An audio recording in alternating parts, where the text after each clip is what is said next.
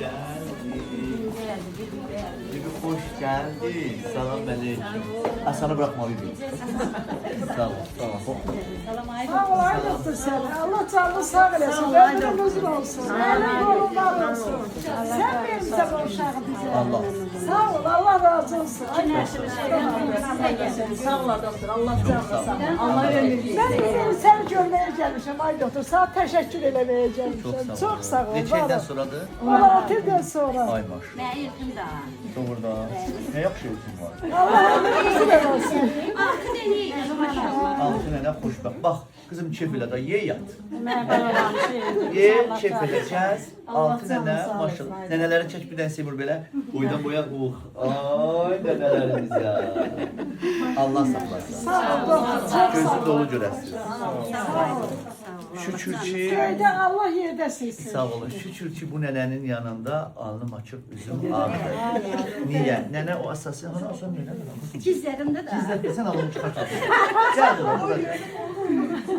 Nənə bu asa ilə gəlirdi bizim yanımıza. Bizdə balaca bir asası var. Gözündə çox balacadır. Ben de kalacağım. Yox, maşallah sən böyüksən. Nənə bu asa ilə gəlirdi yanımıza. Özü qapıdan gələndə asanı belə tutur. Qapıya qədər asanı belə tutur. Qapıdan gələndə asanı belə tutur. Özü də məndən belə vallar. Bax, inanın, məndən danışır. Doktor, asa da belə əlində. Mən desə asanlar. Mənim bu gəlinim uşağa hamilə qalmasa necə olacaq axırı? Dedim 16 ildə necə olub? Milyonlarla həkim gəzmisiniz, danışmısınız, necə olub? İndi uşaq aparırsan gibi. Gözün aydın olsun. Mən artıq danışmaq istəmirəm. Çox sağ ol. Danışmayaq, göstərək. Sağ ol. Sağ inanıp senin yanına geldi ay doktor. Sağ ol, var ol. Yəni qızımın anası. Bu da oğlumuz. Adı nədir? Dünyamin. Adı ilə bilsin.